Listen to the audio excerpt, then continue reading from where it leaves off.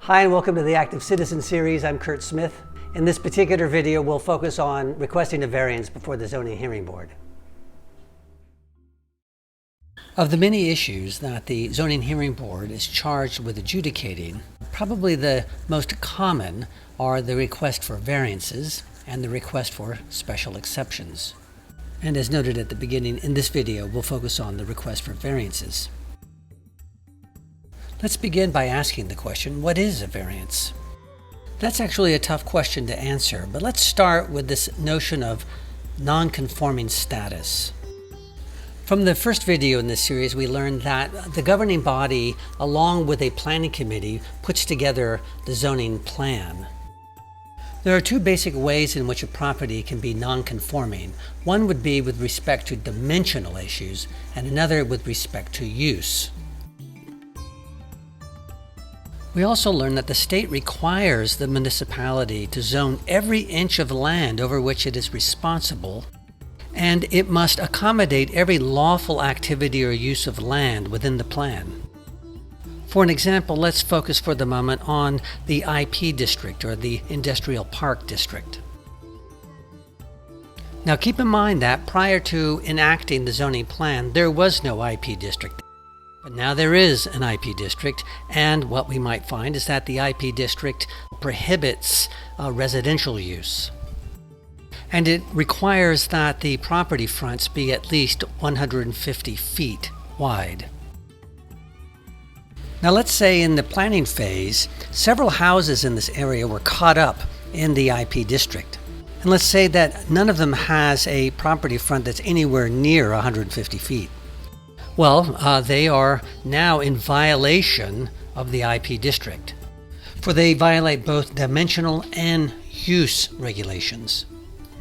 To remedy this, the governing body, through the zoning office, will assign the status of non-conforming property to these houses. Now, once a property in this new IP district has been granted non-conforming status by the zoning office, it turns out then that the property is no longer in violation of the zoning ordinance. Now, one justification for the granting of non-conforming status is that the houses there were there long before there was a zoning plan, but long before there was an IP district. And it's not the landowner's fault that their land is non-conforming, that it violates the ordinance. With this in mind, let's return now to our question, what is a variance? Well, a variance is like granting non-conforming status to a property. The difference here is that whereas the granting of non-conformity was originally done at the enacting of the zoning plan by the authority of the governing body, granting a variance to a landowner is done by way of the Zoning Hearing Board. For after the enacting of the zoning plan, the governing body no longer has the authority to grant non-conforming status. Rather, that authority and responsibility is transferred now to the Zoning Hearing Board. So what typically will happen is that a landowner will, let's say, propose a project on the property that the zoning officer has determined will be in violation of the zoning ordinance if brought to completion. The zoning officer then will deny the proposed project, but the landowner can then appeal this determination by seeking a variance through the Zoning Hearing Board. And if the variance is granted, then the landowner, if they were to complete the proposed project, would not be in violation of the zoning ordinance.